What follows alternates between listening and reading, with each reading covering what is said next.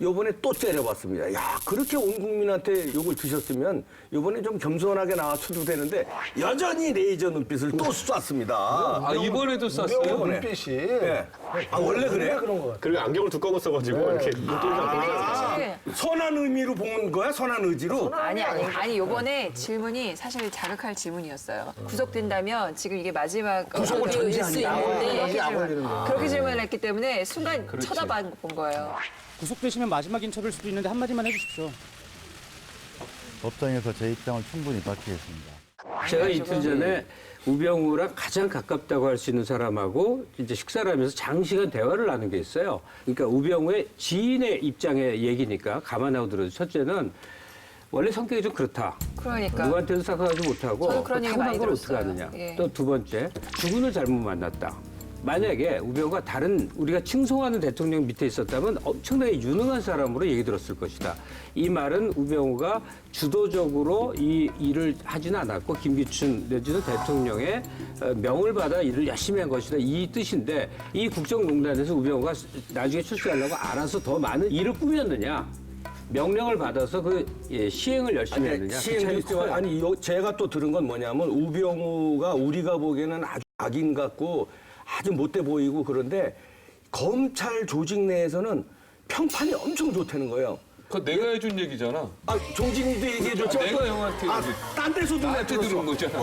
박종진한테도 들었는데 내가 딴 데서도 들었는데 네. 검찰 요 사람 바로 선배한테 들은 건데 선후배들한테 덕망이 좋다는 거야. 밥도 잘 사고. 밥을 잘 산 거죠? 아니 그리고 일원 한 장 먹지 말라고 후배들한테도 다독거리고 이 사건 터지기 전에 옛날서부터 그랬다는 거예요. 우병우는 검찰 내에서 말하자면 괜찮은 사람이야 말하자면.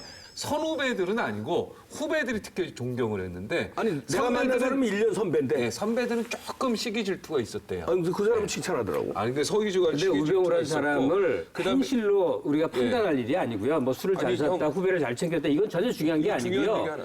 우병우에 대한 문제제기는 왜 있냐면 자기가 고위 공직자로 있었을 때 행한 행위에 대한 가치 판단이 없었다는 사실이에요. 맞아, 네. 동의합니다. 이것은 잘못한 거야. 자, 법원에서 영장을 발부하지 않은 이유는 하나예요. 증거가 불충분하다는 겁니다.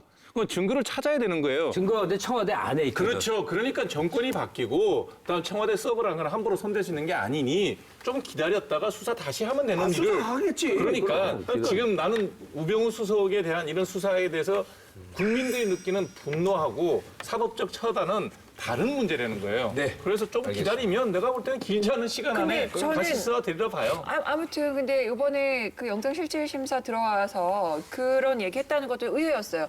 나 그냥 박근혜 대통령의 지시에 따랐을 뿐이다 이렇게 얘기를 했다고 하거든요. 그거는 상황 따라서는 이 사람 충성한 거 맞아? 의리 있어? 이런 생각이 들 수 있는 부분이라고 생각하거든요. 충성과 의리하고 아무 관계 없어 이 사람은. 우병우 전 수석의 객관적인 신분이 박근혜 대통령을 지시를 받아서 보좌하는 역할이니까 그 신분을 얘기하면서 어쨌든 영장 실질 심사에서 자신이 영장이 발부되는 것만은 아마 정말 극도의 불안감을 가지고 긴장했겠죠. 대응했을 것 같아요. 네. 그렇게 얘기하는 건 어찌 보면 당연한 것 같은데 저는 우병우 전 수석을 보면서 오히려 솔직한 사람이다라는 면도 있다라고 봐요. 예를 들어 최순실, 차은택 보시면 기억나실 거예요.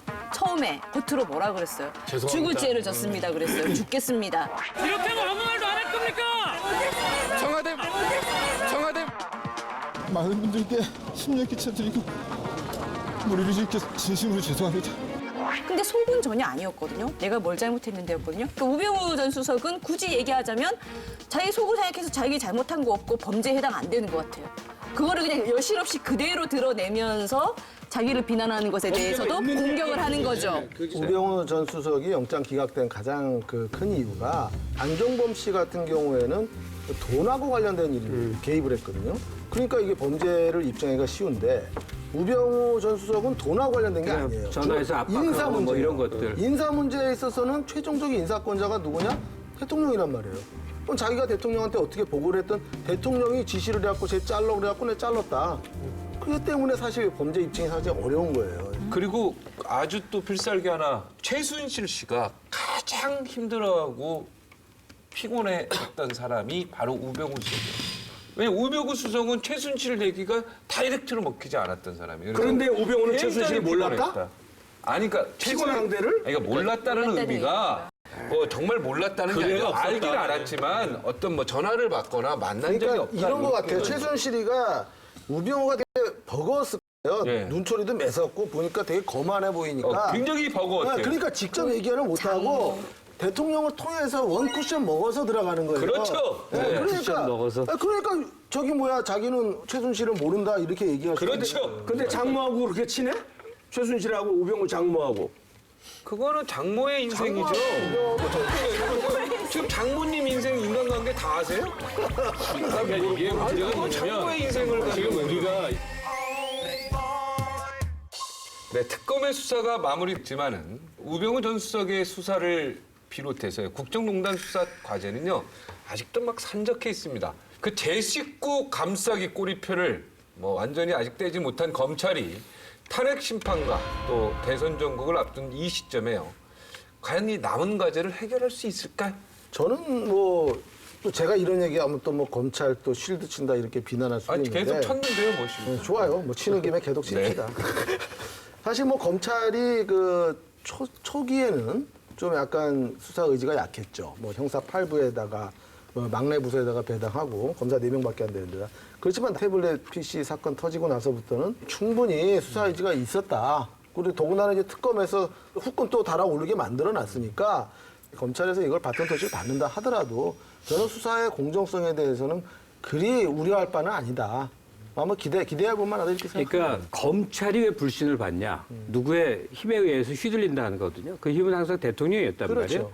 근데 이번 검찰은 대통령 없는 검찰이 아주 특이하게 사실상 벌어져요. 그런 거죠. 아마 소신대로 하지 않을까? 저는 기대합니다. 사실 이번 일을 겪으면서 또 느꼈던 게 검찰 인사에 권력자가 개입하지 않았을 때 얼마나 이 수사가 공정하고 열심히 할 수 있는가를 입증한 거예요. 향후에 어떤 분이 대통령이 되더라도 검찰 인사에 좀 개입 안 하시면은 검찰 자체가 특검이 될 수 있는 거예요. 저는 이제 탄핵이 언제 되냐 안 되느냐 이것보다는요. 탄핵 결정이 어떤 식으로 되고 나서가 또 한 번 우리 국민 다수의 성숙한 의식의 발현이 필요한 그런 위기 상황이 올 수 있다라는 생각이 들고 또 그런 순간에 정치 지도자가 되겠다는 사람들이 어떻게 행보하느냐를 우리 국민들께서 매서운 눈으로 지켜봐야 된다고 생각합니다. 탄핵 심판. 2월 27일 최종 변론 이후에 약 2주간의 재판관 회의 그리고 판결 그리고 결정문 작성 이런 과정들을 거쳐서요. 최종 판결이 나오게 될 거라 이렇게 예측이 되는데 판결 일자는 이정미 헌재소상 권한대행의 임기 마지막 날인 3월 13일이 될 것이다. 이렇게 지금 압축이 되고 있습니다. 지난 2월 24일 양승태 대법원장은 이정미 헌법재판관 권한대행의 후임 인선에 대해서 언급을 하게 됩니다. 이 결정이 박 대통령 헌법심판 선고 연기를 주장하는 빌미를 주게 되죠. 이게 무슨 얘기냐면 3월 13일 날 이정미 권한대행이 그만두더라도 양승태 대법원장이 지명할 수 있는 헌법재판관이 지명이 되면 다시 8명이 되니까 서둘러 재판을 끝내지 말고 재판을 길게 끌고 가자 주장을 하게 되는 빌미를 주게 되는데 여기에 대해서 이제 대법원에서는 탄핵 심판 절차에 지장을 주거나 영향을 미치는 의사가 전혀 없다라고 이제 강조를 하시면서 예정대로 이제 후임 재판관 헌법재판관 지명은 준비하겠다라고 얘기를 했죠. 아니 그러니까 후임이 들어온다 하더라도 사건을 보자마자 바로 판단할 수 없으니까 또 한두 달 동안 심리해야 될 거 아니에요. 그러니까 그걸 길게 해달라는 게 지금 이제 목적인데. 목적이지. 대법원 측에서는 물론 그렇게 말씀을 하시는 건 맞지만 사실 그 박 대통령 대리인단 쪽에서는 이거를 어떤 카드로 쓸 수가 있죠. 제가 볼 때는 양승태 대법원장 입장에서는 시간을 굉장히 고민했으리라고 생각이 드는 게 원래 후임 재판관 임기 만료 한 달 전이면 사실 지명을 하고 그때부터 청문 절차를 들어가야 되거든요. 그럼 언제냐면 2월 13일 날 후임 재판관을 지명을 했었어야 돼요. 근데 안 한 이유가 뭐냐? 현재 지금 탄핵 재판이 바쁘게 진행되고 있는데 그럼. 거기다가 누굴 지명하게 되면 자 재판 길게 끌어도 좋다 이런 시그널이 될 수가 있어요. 원래 정상적이라면은 더 진작부터 후임을 준비해서 헌법재판관이라는 자리가 얼마나 중요합니까? 그런 자리에 9명밖에 없는데 지금 이미 1명이 골석이에요. 그럼 그나마 대법원장이 지명할 수 있는 1명은 당연히 골석의 기간이 최대한 없고 연이어서 될 수 있도록 해야 되는 게 이게 직무에 맞는 거거든요. 이걸 안 하면 오히려 직무유기예요. 박근혜 대통령 탄핵 심판이 진행 중이어도요. 밥은 먹어야 되고 일은 해야 되고 국가가 돌아가는 기본적인 것들은 각자 맡은 데서 해야 되는 거거든요. 근데 이거를 모든 걸 갖다가 탄핵 심판을 지금 인용하는 걸 막으려는 거 아니냐, 방해하려는 거 아니냐 이렇게 예민하게 반응하고 그것에 대해서 논란 내지는 비난을 하는 것은 결국 우리 전체에 저는 아무런 득이 안 된다고 봅니다. 네네. 뭐 이렇게까지. 아, 근데 지금 너무 과열된 느낌이 좀 들어서 조금 약간 차분해져야 될 것 같다는 생각은 좀 들어요. 그래서 차분하게 결과에 대해서 승복하는 자세가 필요하지 않나는 생각이 듭니다. 근데 제가 여기서 감히 이제 얘기한다면 내가 만일에 야권의 유력한 대선 주자 입장이라고 생각한다 그러면 저는 분명히 플랜 B를 준비할 거예요. 뭐냐면 탄핵이 기각됐을 때 내가 어떤 스탠스를 유지해야 되고 바로 즉각적으로 어떤 대응을 할 건지 플랜 B를 만들어 두는 것이 야권 지도자가 해야 될 일이 아닌가. 자, 그럼 프레임 B에 기각됐어. 어떻게? 자, 문재인 대표입니다. 어떻게 반응할 거야? 즉각적으로 해봐.